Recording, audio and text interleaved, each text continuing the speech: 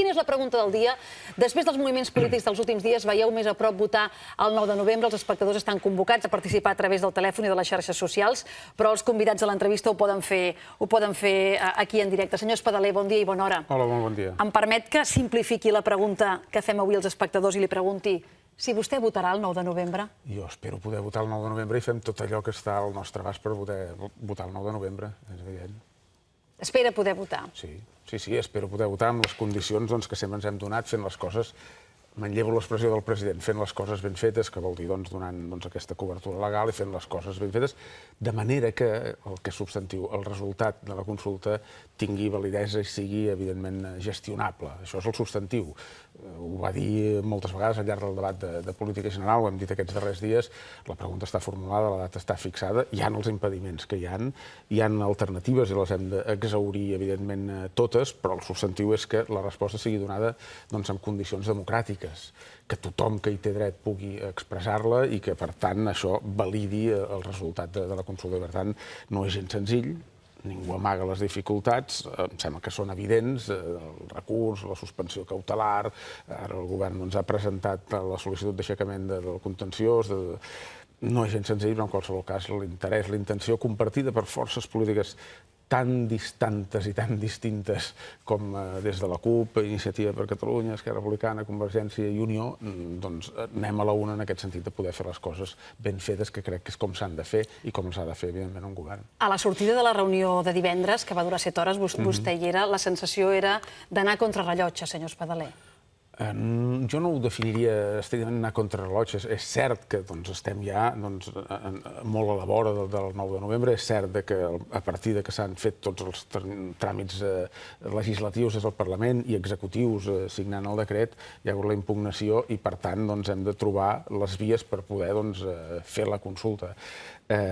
Cert que ens acostem en aquest termini, però no hi ha una precipitació de córrer i fer les coses contra rellotge, sinó que es mesuren, es pensen, es calibren i es comparteixen i es van fent els passos, donant resposta a cadascun dels esculls que han anat apareixent i aquells que probablement aniran apareixent, perquè en sortiran probablement alguns més.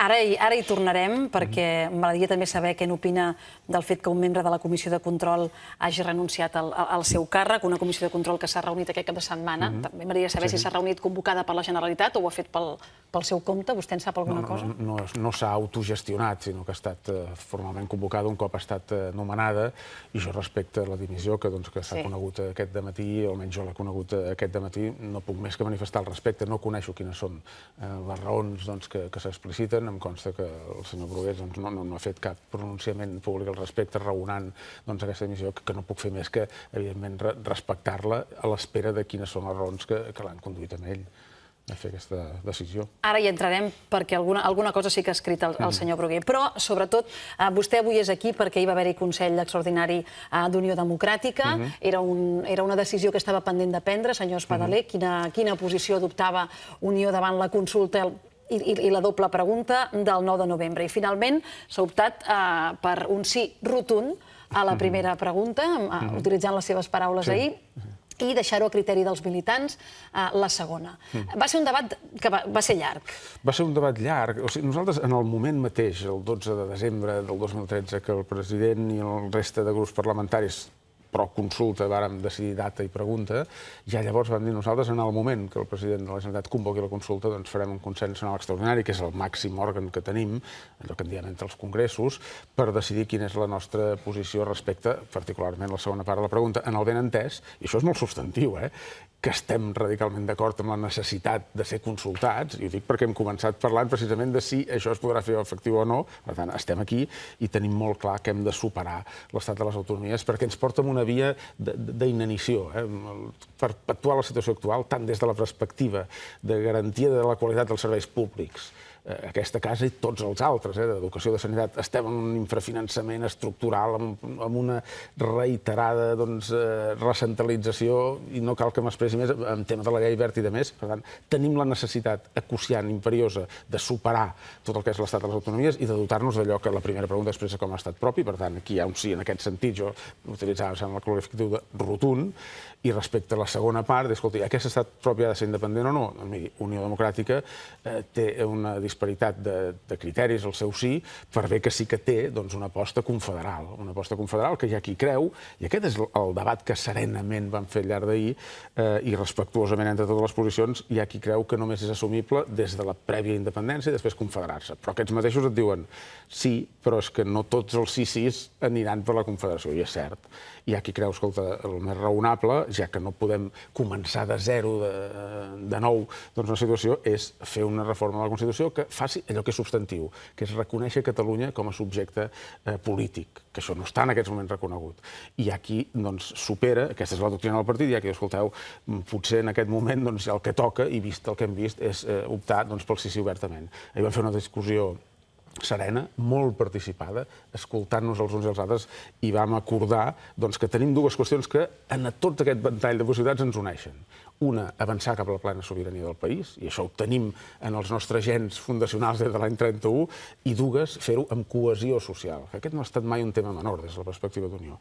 Per tant, a partir d'aquí, tenint clars aquests dos conceptes, hem de dir, escolti, a mi no m'agrada dir l'expressió, i vostè no l'ha utilitzat i li agraeixo, que donem llibertat de vot perquè un partit personalista... Intentem evitar-la perquè, esclar, és una mica inèdit, no?, que s'hagi de recordar que hi ha llibertat de vot. I un partit personalista no és ningú per donar la llibertat de vot perquè tothom ja la té. Jo dic, de la mateixa manera que nosaltres som una nació, ho reconegui o no una Constitució, doncs de la mateixa manera les persones, els nostres militants i la resta de ciutadans tenen una llibertat. Per tant, no és que la donem, no som ningú per donar-la com a personalistes que som, sinó que deixem el lliure criteri de cadascú que, en base al que és la doctrina del partit, aquest model confederal, en base a què és la realitat, es pugui expressar.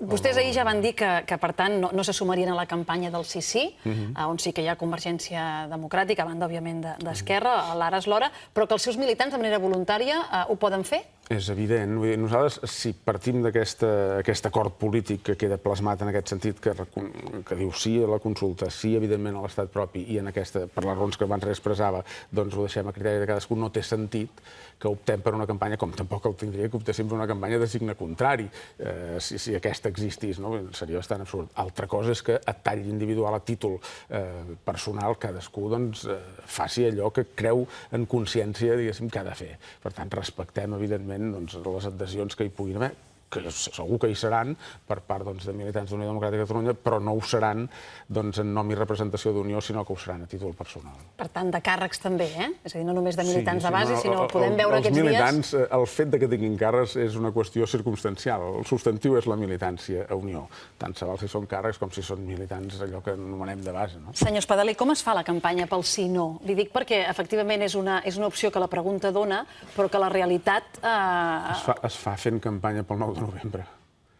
En aquests moments, la campanya es fa fent campanya pel 9 de novembre de poder votar, i insisteixo, nosaltres no farem campanya pel sí-no, com no la farem pel sí-sí, la farem pel sí a l'estat propi, la farem sobretot pel sí a poder votar amb cobertura legal, és a dir, amb garanties plenes democràtiques, i aleshores deixem aquesta decisió que la prengui cadascú sobiranament, lliurement. Vostè votarà sí o sí no? Jo sóc d'aquell grup de persones que jo crec que n'hi ha moltes a dintre d'Unió Democràtica de Catalunya, i vull creure que també a la societat. Jo no sóc independentista, però m'estan empenyent les decisions. La darrera, encara, quan vaig veure els pressupostos, el projecte de pressupostos generals de l'Estat.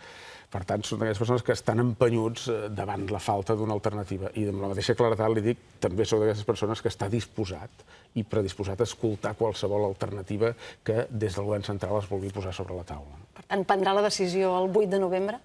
Doncs és probable que la decanti al final sobre la base d'aquests criteris, en aquest marge que ens hem atorgat nosaltres com a partit, conscients que hi ha molta gent, i crec que aquest és el pensar de molta part de la ciutadania. Jo crec que hi ha una part molt important de la ciutadania que fa 2, 5, 7, 8 anys, 10 anys o menys temps no defensava posicions independentistes. Jo sí que estava en un partit, i estic en un partit que defensa la necessitat de tenir un pacte de tu a tu amb l'Estat, el defensa des de l'any 31, amb poc èxit, val a dir, perquè n'hem aconseguit la Confederació, que al capdavall la Confederació és un pacte entre iguals. Jo sí que estic situat, evidentment, aquí, davant el que és la pregunta en aquest sentit. Haig de considerar totes aquestes qüestions. Però també li dic que estic molt predisposat, evidentment, a escoltar si és que no hi és, si és que no hi és una proposta i a considerar-la, que crec que és l'actitud de molts i molts ciutadans d'aquest país. Arribarà aquesta proposta perquè ahir el president Mas va dir que un cop s'hagués votat el 9 de novembre, i no són paraules qualsevols, perquè el president Mas és molt curós quan utilitza la paraula votar i 9 de novembre, i ahir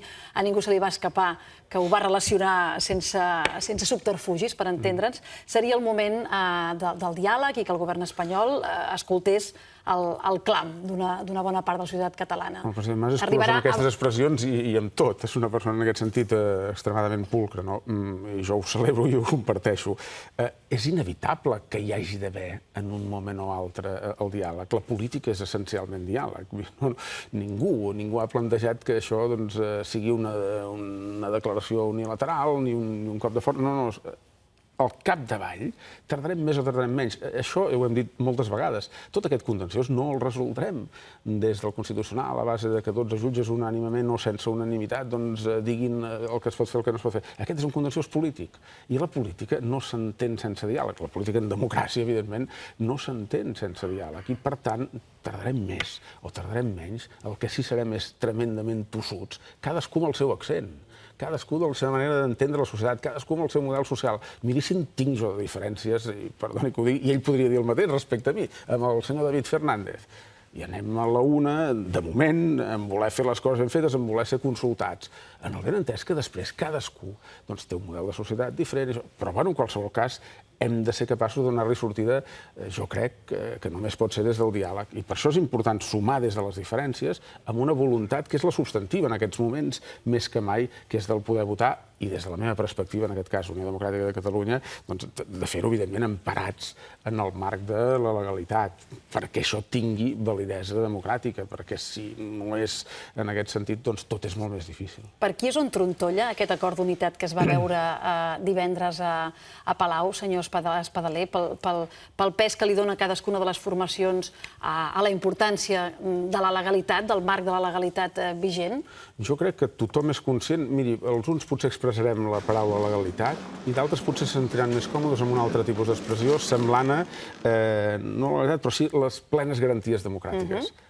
Per mi, les plenes garanties democràtiques incorporen, evidentment, el concepte de legalitat. I aquí potser es pot sentir més còmode amb aquesta altra expressió, que obre més el ventall, però que en qualsevol cas, a veure, l'única manera de que la resposta sigui precisa i perfecta en aquest sentit, sigui quina sigui al capdavall, és que tothom que hi té dret ho hagi pogut fer en condicions de normalitat. I això és el substantiu. En aquesta línia es manifestava el senyor Quim Bruguer, d'alguna manera, per renunciar al seu càrrec. Ell no creia que hi haguessin a hores d'ara aquestes garanties democràtiques. Parlava, per exemple, d'aspectes logístics importants que estan a l'aire. No s'ha contractat qui ha de fer el cens, queda un mes, no se sap on s'ha d'anar a votar, la campanya institucional està suspesa, no hi ha campanya del sí, ni del no, ni del sí no. Dubtes sobre possibles sancions a funcionaris, sobre quin paper tindran els Mossos d'Esquadra per garantir la seguretat de les urnes. En aquests moments, aquests pròxims dies, aquestes pròximes hores, si no es posen en marxa, si no es reactiva el cens, per exemple, d'estrangers que volen votar, no sé si s'ha d'ampliar el termini del cens de catalans que viuen a l'estranger. Els ajuntaments han de dir un dia d'aquests si estan d'acord amb les propostes de locals de votació. S'ha de tenir una llista per divendres, si no m'equivoco, sobre les persones cridades a participar. Si això no ho veiem en aquestes pròximes hores, dies, es podrà votar el 9 de novembre? Jo crec que certament hi ha un moment a partir del qual, d'entrada tenim una llei i un decret cautelarment suspesos respecte al qual hem demanat l'aixecament de la suspensió per part del govern de la Generalitat, amb el suport, evidentment, també del Parlament de Catalunya. Per tant, aquí hi ha una pregunta encara no resposta per situar-nos en el marc de la legalitat. Al marge d'això hi ha altres possibilitats, altres alternatives, probablement complint la legalitat, però no és ben cert que hi ha alguns terminis que són importants i que aniran vencent. Jo no conec la precisió i el detall de quins són aquests terminis, però que sí que marquen punts d'inflexió en aquest sentit. Però precisament són aquells que hem de ser capaços de resoldre, i això no és gens senzill, però resoldre, insisteixo, emparats en un marc que li doni una cobertura legal per, insisteixo, poder fer les coses ben fetes. Clar, és que divendres vostès ens van dir anirem junts i anirem endavant, però no ens van dir com. I el com ja avui s'hauria de veure, no?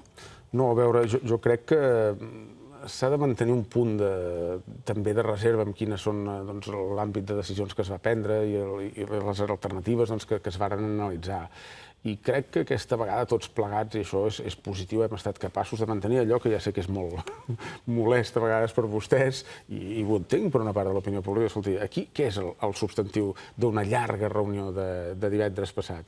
Que mantenim ferma la voluntat de votar, que mantenim ferma la voluntat de votar el 9 de novembre, que mantenim ferma la voluntat de fer les coses ben fetes i, en aquest sentit, per tant, que tinguin la cobertura necessària per tal de que siguin viables. Les maneres, el detall de com anirem intentant donar resposta a cadascun dels entrebancs, els que ja tenim a sobre la taula i els que pressuposem que vindran, ja ho anirem donant a compte en cada pas. No té sentit que ara expliquem allò que farem o ens hem posat d'acord amb què cal fer per fer les coses ben fetes, que això és el substantiu. Fer aquesta consulta amb funcionaris voluntaris, a vostè li sembla fer les coses ben fetes? No, ningú ha plantejat ara de fer funcionaris voluntaris. Com que la Marta Rovira d'Esquerra ho va proposar, ho va dir també en seu parlamentària, li semblaria que respon a aquest concepte de fer les coses ben fetes? Per posar una cosa concreta. Jo no puc diferenciar els funcionaris voluntaris dels funcionaris no voluntaris. Els funcionaris han de complir, evidentment, la llei i més enllà que alguns s'ofereixin com a voluntaris, cosa que és, evidentment, lloable. Situïn el cas de la policia. No pot haver-hi una policia voluntària que faci una cosa i una policia no voluntària que en faci una altra. La policia farà, evidentment, actuarà amb total independència i amb escrupolositat de criteri, complint i fent complir la llei. I jo sempre he dit, des del minut zero, perquè això ja ho vaig dir fa molt i molt de temps, que el govern no posarà la policia ni la resta de funcionaris amb la tessitura d'haver d'escollir si fan cas al govern o si fan cas a la llei. Perquè el govern farà les coses emparades en la legalitat. El govern no cometrà il·legalitats. I això, respecte a la policia, que és el sector que, en la meva condició de conseller d'Interior, tinc més a la vora i tinc més responsabilitats, ho reitero, ho he dit, no és cap novetat, ho he dit 1000 vegades, el govern no posarà la policia amb la tessitura d'haver triat, ni s'ha plantejat en absolut que hi hagi uns Mossos d'Esquadra voluntaris que facin una cosa mentre els altres en fan una altra. Em sembla que seria un error tremendo, no? I, per tant, jo confio en aquest criteri de la policia, que és d'objectivitat, de complir, de fer complir la llei i de mantenir-se en aquesta equanimitat, senzillament, en allò que vam expressar la setmana passada per boca del director general de la policia en un comunicat intern. Exactament, vostès van fer efectivament un comunicat demanant actuar amb neutralitat i imparcialitat. Aquest comunicat era preventiu o s'ha observat alguna postura que pugui no ser neutral? No, era una reflexió oportuna en un moment en què la gent es fa preguntes, i és lògic i legítim que se les faci aquestes preguntes, i ens va semblar oportú de posar sobre la taula aquest comunicat amb una claretat meridiana, perquè jo crec que és important que la gent sàpiga exactament on és. I està, que tenim una policia, evidentment, professional, que està al servei del compliment de la llei, que la complirà, i això era important deixar-ho meridianament clar. Vostè està al càrrec de la Conselleria d'Interior, la vicepresidenta està al càrrec de la Conselleria de Governació, són dues conselleries sensibles de cara a l'organització de la consulta. En els dies previs a la reunió, Esquerra s'ha ofert moltes vegades per entrar al govern i fins i tot per assumir conselleries com la seva. En la reunió de divendres vostè va témer una mica pel seu càrrec, senyor Espadaler? El meu càrrec està a disposició del president de la Generalitat des del minut zero, no pot ser d'altra manera.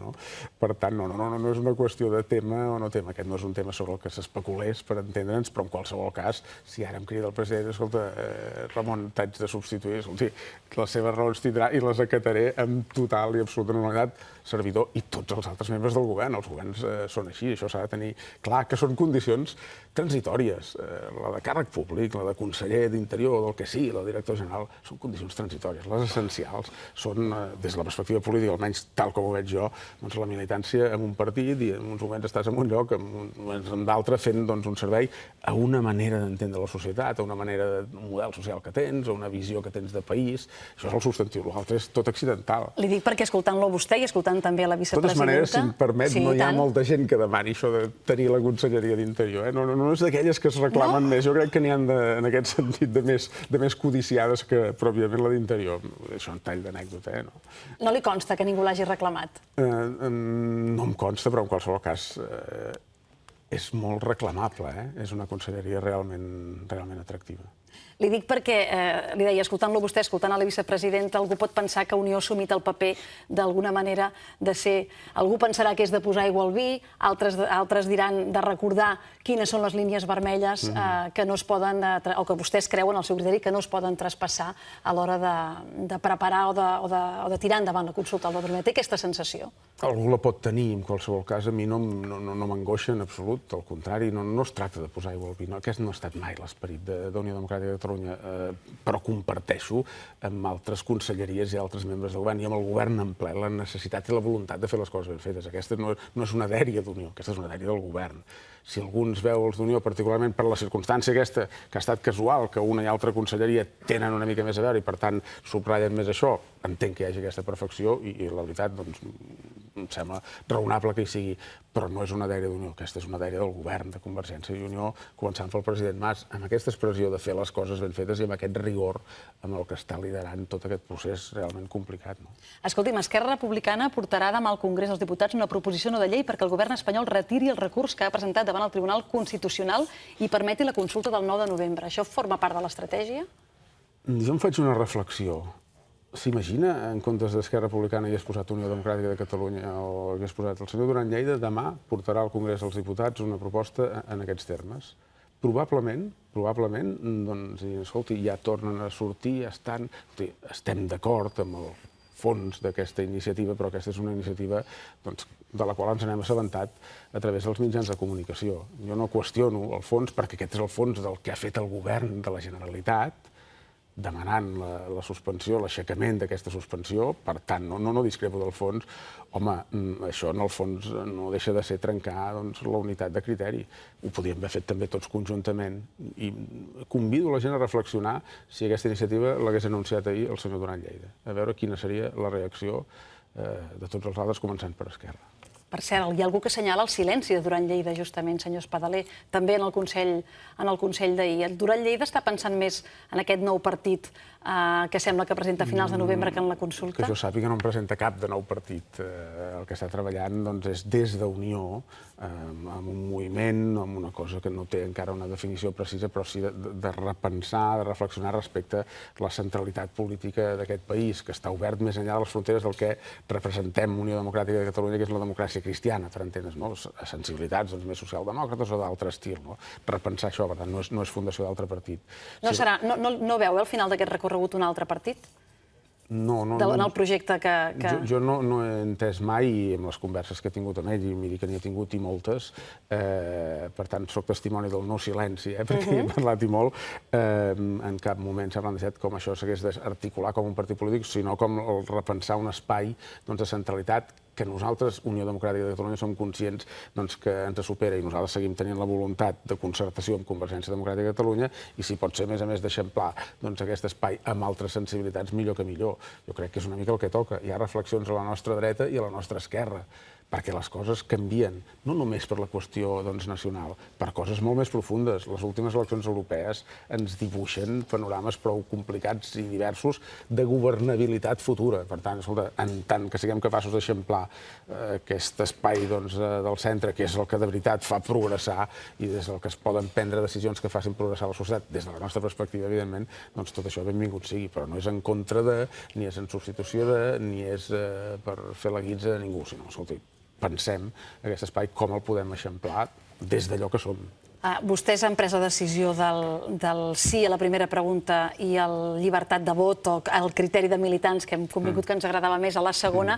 En cas que hi hagués unes eleccions i els partits tots s'haguessin de posicionar d'una manera molt clara pel que fa al projecte polític futur de Catalunya, Unió hauria de definir-se una mica més. Li dic perquè això podria posar en perill la federació amb Convergència Democràtica. Unió no està molt definida. Unió té un model de societat perfectament definit. Unió té un horitzó nacional perfectament definit, que és la plena sobirania. Unió té com a criteri fonamental la cohesió social.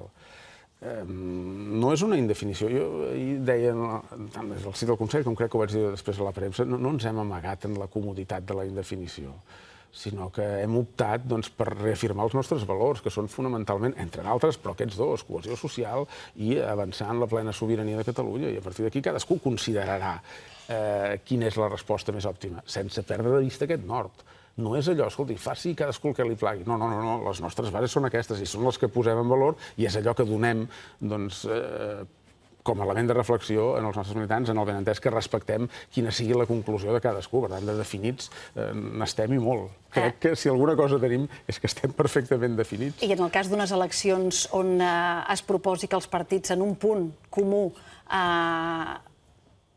hi posin clarament una opció per treballar per la independència de Catalunya, vostè m'està demanant si participaríem en una llista unitària, per dir les coses amb claredat. Doncs quan arribi el moment hi reflexionarem. La meva opinió personal és que hem d'anar molt de compte si això porta implícit, per exemple, la declaració unilateral d'independència. Jo, particularment, com a Ramon Espadaler, doncs sempre he manifestat que jo no veig Unió en aquest sentit fent declaracions unilaterals d'independència conseqüència d'unes eleccions plebiscitàries que portin només aquest únic programa. Però aquesta és la meva opinió, no és la del Consell Nacional. I, per tant, també serà, si és el cas, que en aquest àmbit on s'haurà de prendre decisions que realment són transcendents. No estem aquí, estem encara en la voluntat de poder votar i en la dificultat severa i seriosa de poder votar i a partir d'aquí, doncs, pas a pas. Deixi'm posar-li per un moment només el càrrec de conseller d'Interior, perquè avui hi ha una entrevista amb el ministre d'Interior al diari El Mundo i es parla d'aquests efectius que han arribat els últims dies a Catalunya.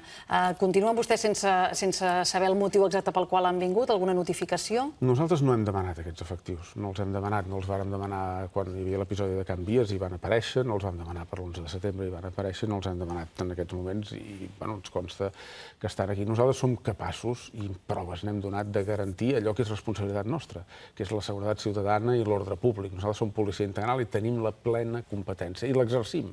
Per tant, nosaltres hem disposat i predisposat, no crec que reveli cap secret, però això l'última conversa que he tingut amb la delegada del govern, la senyora Llanes de Luna, em va agrair el rigor amb el que els Mossos d'Esquadra havien treballat en un moment que s'intentava fer una acampada davant de la delegació del govern. Per tant, hem exercit la nostra responsabilitat davant les seus governamentals de l'estat espanyol i la continuarem exercint.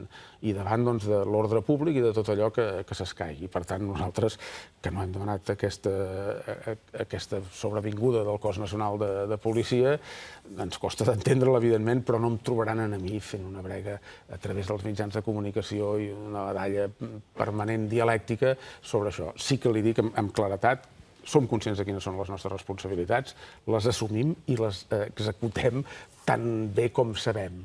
I en aquest sentit, proves n'hem donat en moments de dificultat aquests darrers dies. El ministre de l'Interior, que tampoc en vol entrar més en detall en aquesta entrevista, però sembla que ho relaciona més aviat amb possibilitat d'amenaça, d'atemptat de terrorisme islamista. D'això en saben alguna cosa? Nosaltres amb el Ministeri d'Interior, respecte als temes islamistes, parlem, perquè és la nostra obligació, i altres temes, evidentment, també. Aquest és un tema no menor, aquest és un tema sensible. Per això li volia preguntar. Aquest és un tema en el que el cos de Mossos d'Esquadra té unitats especialitzades que tenen coneixement profund de detall del que passa en el nostre país.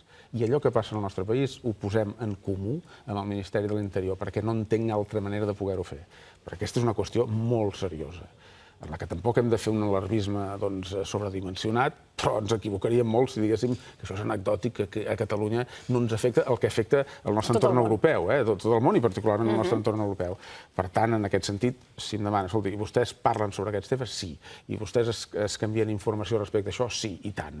Perquè el criteri que compartim, i això és molt positiu que sigui així, és el de la seguretat davant de reptes i de fenòmens tan complexes, perquè ho són com aquest. Però no té constància que estigui relacionada una cosa amb l'altra, que és el que... A mi no se m'ha dit que això fos així. I per acabar, ho li dic perquè us ho explicava el Jordi Sanui a la informació esportiva, hi ha un aficionat de la Penya, del Club Joventut Badalona, que segurament serà sotmès a un judici ràpid per treure una estelada al camp del Saragossa ahir i, en fi, i entonar crits d'independència. Treure una estelada en un camp d'esports és un delicte, senyor? No, des de la nostra perspectiva, rotundament no, i no pot ser, en aquest cas, ni imputat, ni jutjat, ni acusat de treure una estelada. Aquí hi ha un àmbit de llibertat d'expressió i, per tant, està en el seu perfecte dret de fer-ho així. Si la raó és aquesta, jo estic segur que és inimputable des d'aquesta perspectiva. Per tant, he conegut ara a través dels mitjans de comunicació i dels tuits que s'han fet al respecte, però sí que vull subratllar que treure una estelada està en l'àmbit de la llibertat d'expressió que hem de preservar. Diumenge que ve és el 12 d'octubre i tindrem expressions molt diverses i de signe molt contraposat, algunes d'elles, i amb dificultat. El que nosaltres farem és que dins els límits de l'ordre públic, dins els límits que ens marca la legalitat, tothom pugui expressar-se. I per tant hi haurà estelades, hi haurà altre tipus d'expressions que els uns no compartiran i que seran a les antípodes de... Però hem de ser capaços, i un país de qualitat democràtica és aquell que garanteix que tothom que vulgui expressar-se ho pot fer amb llibertat, i ho pot fer, evidentment, sempre que ho faci dintre els límits de l'ordre públic, del compliment de la legalitat. I, per tant, això és el que farem, no? Com a responsable dels Mossos d'Esquadra, senyor Espadaler, tem un 12 d'octubre especialment difícil, complicat? És complicat, vull dir, pel moment en el que estem i pel que anem veient i per la informació que anem rebent, hem anat rebent les sol·licituds. Això és positiu, que la gent ens comuniqui les manifestacions que vol fer, és positiu perquè ens ajuda a gestionar-les. I aquesta setmana, en aquest sentit, per raons òbvies, perquè si no ja passaríem de diumenge, és crucial en aquest sentit, i farem públic quines les manifestacions, les que autoritzem, les que modifiquem, les que no autoritzem, les que canviem de lloc, per tal de que tothom, els uns pensant blanc i els altres pensant exactament negre, pugui expressar-se i que no hi hagi un daltabaix, perquè som capaços de garantir que això no sigui així, separant en el temps, separant en l'espai i permetent que tothom, i això és el substantiu, i això és el de la qualitat democràtica, es pugui amb total llibertat d'expressar. Senyor Espadaler, gràcies per venir i també per venir-se a posar-se els molts barrets que avui podia portar com a secretari general d'Unió, de Convergència i Unió, i també com a conseller d'Interior. Gràcies i bon dia.